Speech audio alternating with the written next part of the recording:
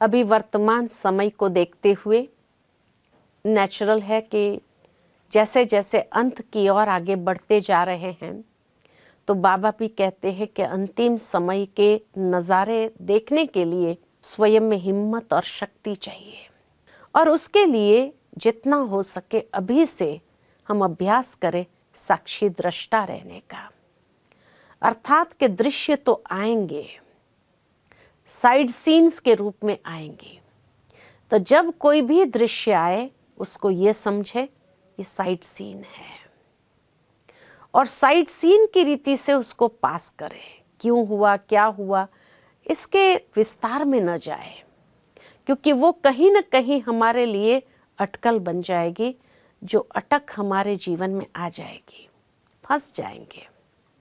दूसरी बात कि जो भी कर्म करे तो उसमें देह अभिमान से परे रहने के लिए हमेशा ये स्मृति रखे, करन करावनहार बाबा करा रहा है, मैं निमित्त हूँ, और जो होगा अच्छा ही होगा।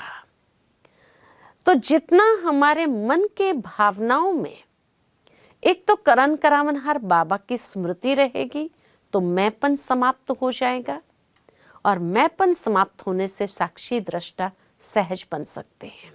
साथ ही साथ जो दृश्य देखेंगे, परिस्थिति आएंगी, समस्या आएंगी, उसको जब हम साइड सीन के रूप में देखेंगे कि ये भी जीवन का एक हिस्सा है, ये भी एक साइड सीन है, उसके क्यों क्या के क्वेश्चन में न जाए, क्योंकि जितना क्वेश्चन में विस्तार में जाएंगे वो दलदल है, उसमें फंसते जाएंगे।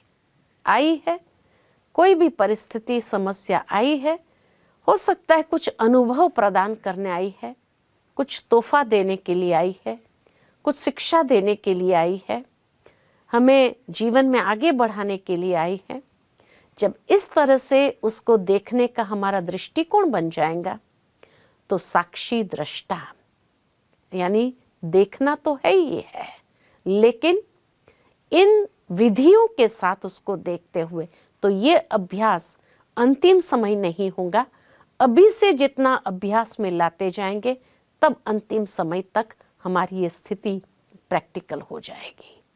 अंतिम समय में चारों ओर से पेपर्स तो आने ही है, ऐसा कोई भी समय नहीं होगा, या किसी के लिए भी ये नहीं होगा कि अंतिम समय कोई पेपर ना आए।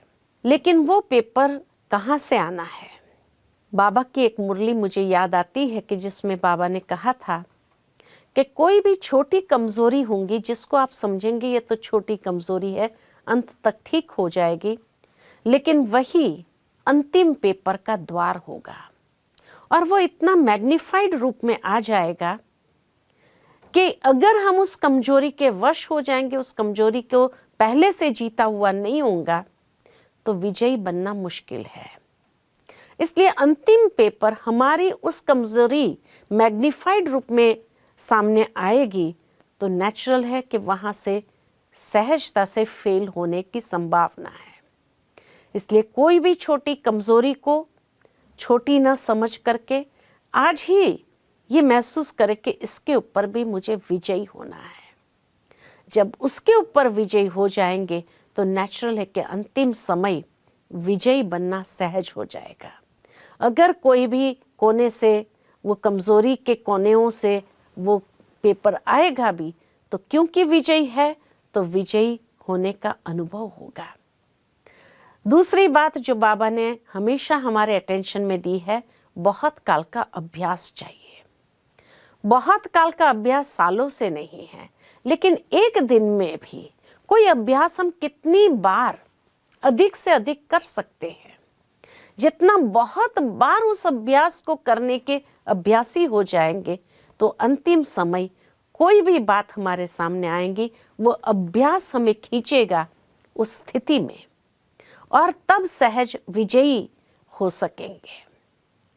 तीसरी बात कि विजयी होने के लिए बाबा का बहुत पावरफुल ये महावाक्य है कि बच्चे, अमृत वेले बाबा विजय भव का वरदान देता है।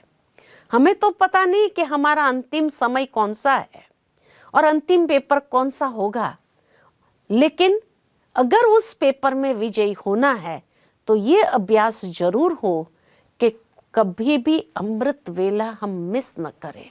अगर मान लो कि आज अमृत वेला मिस हुआ, माना आज मैंने बाबा से विजय भव का वरदान नहीं लिया, विजय भव का तिलक नहीं लिया, तो नेचुरल है अगर आज मेरा अंतिम दिन है तो मैं पास कैसे हो सकूंगी।